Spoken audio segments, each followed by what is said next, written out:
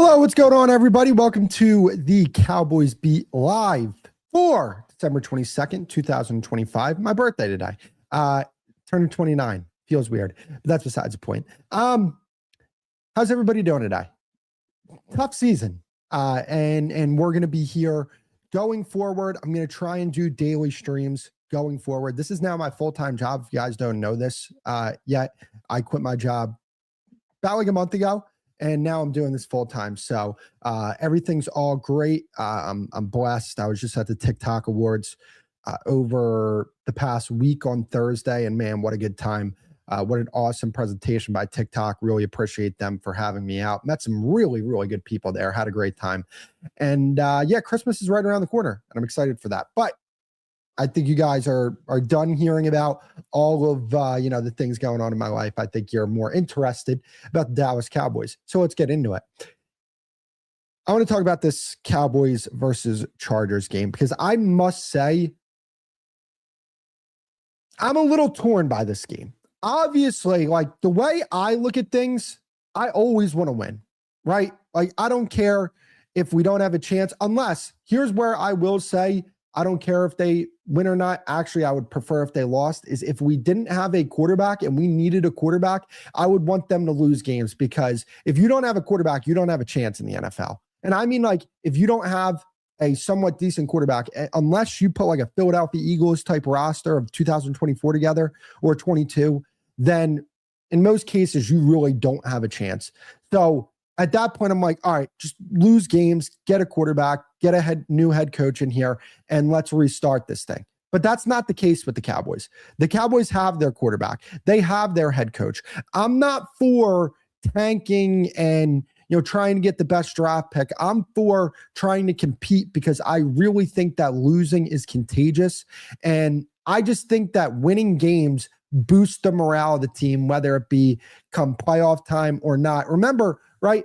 The Detroit Lions were eliminated from the playoffs that year. I believe it was 2022-23 season that year. And they went into Green Bay and they beat the Green Bay Packers and knocked them out of the playoffs. And that was really the start to what we see with the Detroit Lions. So me personally, I always root for the Cowboys to win these games unless the quarterback is out, right? Like unless like Dak last year, when the quarterback was out, I was just like, all right, like if they win, all right, fine. If they don't, it is what it is. You're moving on from Mike McCarthy. That's one thing. But with this new regime, I don't know.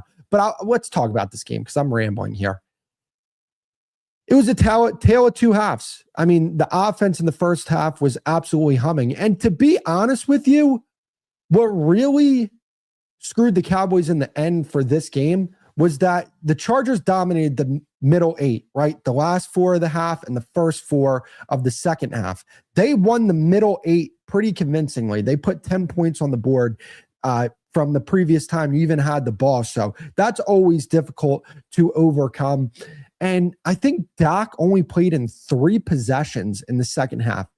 3, because the Chargers did what smart teams do to the Cowboys, and that's sit on the ball. Run the football. You can move the ball whatever way you want to move it on the Cowboys outside of interior runs. Interior runs are the only way you're going to not move the ball on the Cowboys. But if you want the short passing game, you can have the short passing game. If you want to beat them with deep shots and put a ton of points on the board, you can do that. You can beat the Cowboys in so many different ways when it comes to attacking their defense. And the smart teams are saying, we're just going to sit on the ball. We're going to dominate time of possession. And we're going to keep that offense on the bench because we can move the ball offensively whichever way we want to move the ball. And because of that, the Los Angeles Chargers made the right decision to say, this is how we're going to win the game here. We're going to be strategic. We're going to run the ball when we can. We're going to take advantage of our short passing games. And then when we want to put points on the board, we're going to go put points on the board, which, by the way, just a terrible defensive performance. Terrible. Now, no Quentin Williams, that is something. But at the same time, like, let's just be honest with ourselves. This team is so out on Matt Eberflus, and we're going to talk about Matt Eberflus. We are. We're going to talk about it in the next segment. But he was a big reason why the Cowboys lost this game. Like, big reason why. And he's been a big reason as to why this defense has been struggling the way it's been struggling. I get it. The defensive personnel isn't good. I understand that. But at some point, you got to say, okay, the defensive personnel isn't good, but it's not like the coaching staff's really helping them out. I've seen defenses with worse personnel be better than this. Not to say they could be good defenses, because it's very hard to overcome what is personnel that's just clearly not good enough. But at the very least, you could put a respectable product on the field. And I think from that perspective, the Cowboys have, really struggled from that standpoint, right? Like the personnel improved, right? Like you brought in Williams, you brought in Logan Wilson, even though that's not really an improvement. Revel, Carson came back. Like you got bodies back in this lineup. Overshone came back. That was another guy. So the personnel added more bodies, but I don't know. I mean, this team cannot get pressure to save their life off the edge. And that's one thing we're going to talk about come draft season is quick pressure. You want quick pressure because with the Cowboys pass rush the way it is an interior pass rush. And that's great. An interior pass rush is great, but it's also limited if you don't have pressure off the edge. You want that quick pressure coming off the edge so quarterbacks have to step up in the pocket. Once they step up in the pocket, you know what they have to deal with? Williams, Odigizua, Clark. With the way this pass rush is, offense should just say, we're going to make sure that the depth of the pocket is blocked up, and we'll deal with the width of the pocket. Like we'll deal with these guys. They're not really threatening us like that. They don't really have anybody on the edge that really threatens offenses. So that's what teams are going into the game saying. But I do want to talk about the offense a little bit because I do think that 17 points is a bit misleading because they moved the ball like very well in the first half of this football game. But in the second half, only having 3 drives with your quarterback, like think about that, right? The Chargers did such a good job of sitting on the ball that you only got 3 drives in the second half with your starting quarterback. Like, let's just say you have a bad possession. You have 1 bad possession out of 3. Now you have 2 more possessions to try and put more points on the board. So I know that's going to be a talking point. Like they didn't put any points up in the second half, but I think there is context that needs to be applied there, in my personal opinion. And the context that needs to be applied is that the Chargers just had a fantastic game plan for the Cowboys. And that's what I was saying. Like, all right, when are we going to get to a point? Because after that Giants game, I was like, all right, when are teams going to get to the point where they say the way you stop this offense is just by not putting them on the field and burning clock and sitting on the ball? And now we've gotten to that point because I think teams have done a very good job of that. I mean, this defense on third down is so piss poor. It's so damn bad, right? Like, and that's what it comes from. It's not just the lack of pass rush. It's the lack of pass rush combined with the fact that you have a defensive coordinator who doesn't really like blitzing, combined with the fact that you don't have enough talent in the secondary to hold up against some of these offenses. And that's what you saw on display in 4K against the Los Angeles Chargers. And the fact that this team got no pressure on Justin Herbert, this is one of the worst defensive or offensive lines in the league. This might be the worst offensive line in the league. All their guys are banged up. All their guys are hurt. All their guys are injured. Like you should have been able to get pressure on the quarterback and you couldn't get pressure on the quarterback because you don't have the guys to get pressure on the quarterback. But like my big thing is this, right? Okay, the edges, they're not good enough. Gotcha. No Quinn Williams, gotcha. What the hell is wrong with Osa Odigizua? Like, that's another contract that you have to look at and you have to say, did the Cowboys make the right call signing Osa Odigizua? I think you need to have that discussion this offseason. It's tough. I mean, it's not like the Osa contract is that bad, right? Like getting him for only $20 million a year, that's pretty good. And I want to see what happens. They change defensive coordinators up, and I want to see what happens this offseason. I'm not going to lie to you guys. I would love to see Mike Zimmer back. That's a topic for the next segment that we talk about. But when you look at this game, I thought Dak played very well. Like you look at his numbers, I don't know like what else Dak could have done to try and put this team in a position to win the game. Like maybe if he would have went out and played linebacker, but even still, he wouldn't be very good at that because he plays quarterback, right? Like, I don't know. And I want to talk about shoddy, and that's actually going to be our next topic. I'll just get into it. I think Brian Schottenheimer's done a pretty good job considering the circumstances this year. There's criticism that he deserves, absolutely, but I think the criticism needs to be addressed properly. What are the criticisms that you have of Brian Schottenheimer as a coach? My one criticism is that I feel like he's too conservative. But at the same time, being conservative, and I'm going to be honest with you, I do think that the Cowboys offense is getting the short end of the stick here, mainly because when the Cowboys offense makes a mistake, it's amplified because the defense is so damn bad. But you see other teams in the league, like the Eagles, their offense is terrible. They can make mistakes. They cannot move the ball for 3.5 quarters, but they can win games because their defense is good. And you see it with a lot of these teams. The Houston Texans have a terrible offensive line.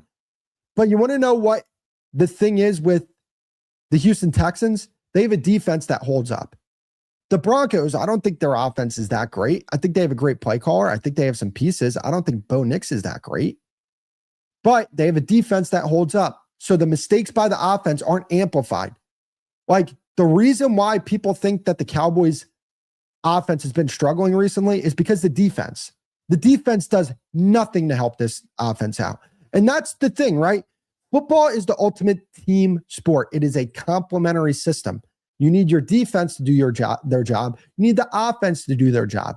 There's going to be games where one side of the ball is getting dialed up or they're just not good enough. They just don't have the talent on that side of the ball to match up with the opposing offense or the opposing defense, whatever it may be. So you need a defense that's going to be able to get you the ball back every here and there, get you good field position, win the field position battle. You need a special teams that can help you get good field position, both on the return and the coverage side of things. Like when it comes to return and kickoff or punts, whatever it may be. So that's where I give this offense a pass. I mean, I think they're like a top 5 offense in points per game, and they get nothing from their defense. They don't get stops from their defense. They don't get takeaways from their defense. As a matter of fact, teams can sit on the ball because their defense is so piss poor that they can move the ball whatever way they want to move the ball on them. And it's not really a threat. Like, and that to me is where I defend Brian Schottenheimer. Because what Brian Schottenheimer wanted to do with this football team, the idea that he had for this offense was that they were going to run the ball and they were going to build play action off it, get into 12 personnel, and take advantage of defenses deep, right? They wanted to strengthen up the box. They wanted to add more people to the box defensively. Like, they wanted defenses to do that so that they can go over the top on you. That's the type of offense that Schottenheimer wanted to run. And I'll even say this, because they've done a better job running the ball this year, I actually think that has taken a hit on Dak's touchdown passes, because usually Dak would be throwing the ball if they're at the 1 yard line. With the way the run game has been over the past few years, Dak's usually in a position where it's like, all right, play action and try and, hit Ferguson in the red zone or somebody like that. But now the Cowboys are able to just, like, when they get to the 1 yard line, they can punch it in with Javonte Williams. So, like, when you look at the run game, it's absolutely taken a step forward from last year. There's direction. I think they need to improve. I think they need to become more explosive in their run game, which is why Jaden Blue looks like so far he's a miss. That's big for this team. That's not good, because Jaden Blue was supposed to be your explosive running back. And I feel like that's what this offense lacks, is explosiveness coming from your run game, right? There's explosiveness in the pass game with Lamb and Pickens, and Flournoy's been very reliable. But I feel like if they can this offseason get a running back that has legit juice, that has breakaway speed, that can hit home runs, that to me is where I say this team can really take the next step next year, and they're really dangerous offensively. It's not a perfect offense, which is the craziest thing about it. This is far from a perfect offense personnel-wise. The quarterback's great. He's top 5 in the league. The receivers are really damn good, right? Like, Williams is good. Their offensive line is flawed, especially like the tackle positions. I think Tyler Guyton, from a skill set perspective, is a starting left tackle in the NFL. I believe that. But the injuries have been a concern. They've been very concerning. So that's where I look at that and I say, okay, the tackles, I think you need to improve with Terrence Steele. Like, move on from Terrence Steele. I think you can find a better player in free agency than Terrence Steele. And I think that's the way they need to go.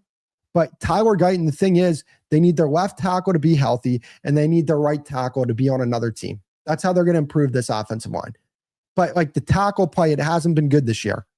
They don't have a second running back. That, like, Malik Davis, okay, he's fine, but he's not great. So this isn't a perfect offense. But because you have Dak, because you have Pickens, because you have Lamb, because you have an interior offensive line that can hold up in protection, that at the very least is going to give Dak a good pocket to step into, you're able to make some things happen offensively. But when it comes to like people saying, hey, there's been some inconsistency with the offense, I think part of the inconsistency that you've been seeing with the offense is the fact that when teams want to, really try and take away these receivers when it comes to, hey, you're just not going to go over the top on us. I think the Cowboys have been like good running the football in those looks when they're lightening up the boxes. But I want to see this team be able to hit home runs in the run game. Like, passing should not be the only place you get explosive plays from. And I think that's a big thing this offseason. I know Breece Hall's a free agent. I'd look into that. I'd love to keep Javonte Williams. Do not get this twisted. I am a big fan of Javonte Williams. I think Javonte Williams is a really damn good player. But he's more of a number 2 running back, in my personal opinion.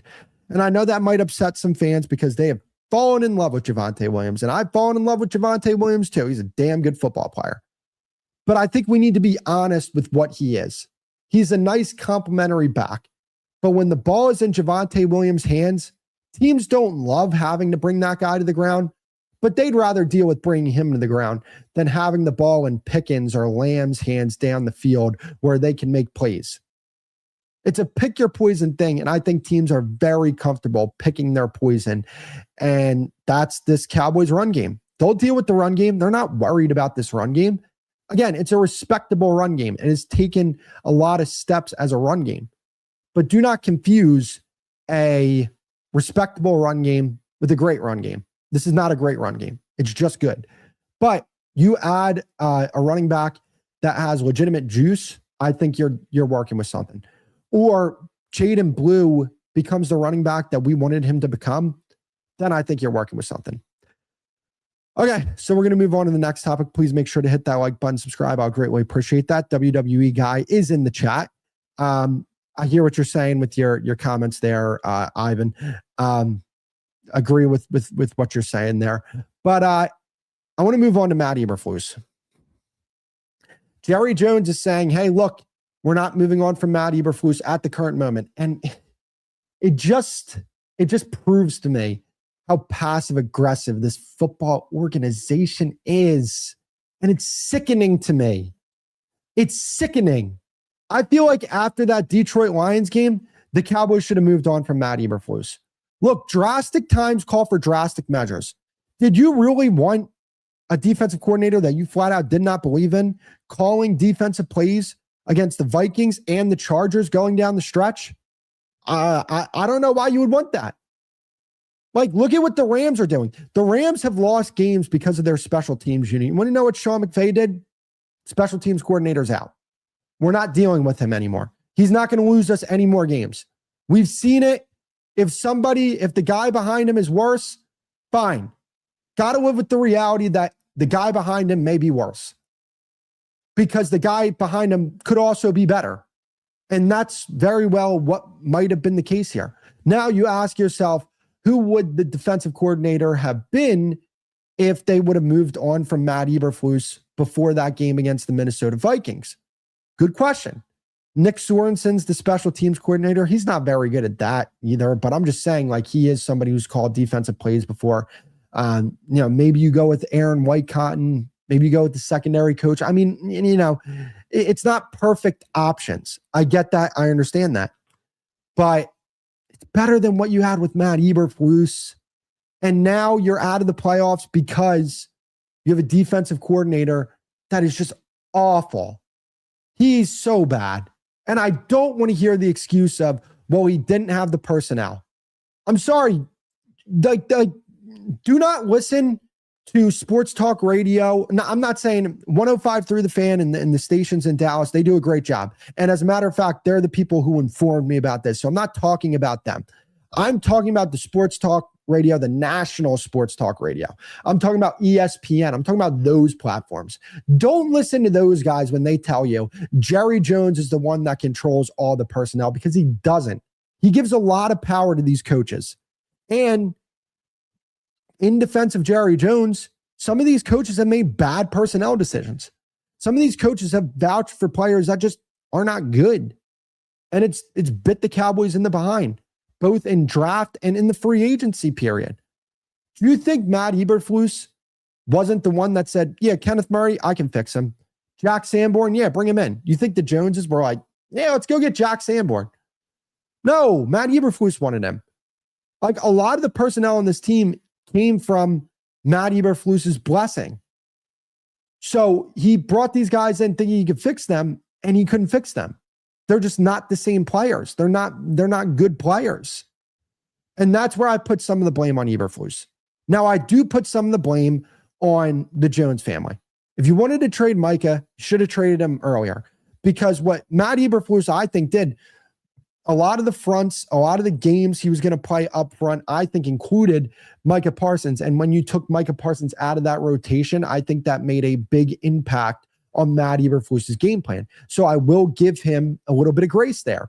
But I'm sorry, this is personnel-wise, this is not the worst defense in the league. It's not. It might be bottom 5, but it's not the flat-out worst. It's just a poorly coached unit. And that's what this is at the end of the day. I get it. Like, now, I will say this. I think the defensive line is really damn good. They need to be better when it comes to generating quick pressure. But I think as a defensive line, it's absolutely one of the better ones in the league. The linebackers, they're below average. Like, outside of Overshown, they're below average. The safeties are average. The secondary is below average. It's not great when it comes to personnel. But man, it's better than teams going up and down the field and scoring at will on you. You should not be allowing points damn near every possession to teams with quarterbacks like J.J. McCarthy. J.J. McCarthy looked like an NFL quarterback against the Dallas Cowboys. Why? It's because the Cowboys defense is terrible. It's awful. It's I think bottom 3 in the league, if not the worst. And because of the defense being as bad as it is, it's not allowing your offense to play within structure and play with the type of structure that Brian Schottenheimer wants to play with. Like, look, he wants to have a balanced offense. He wants to run the ball and he wants to use play action to create explosive plays down the field. He can't do that.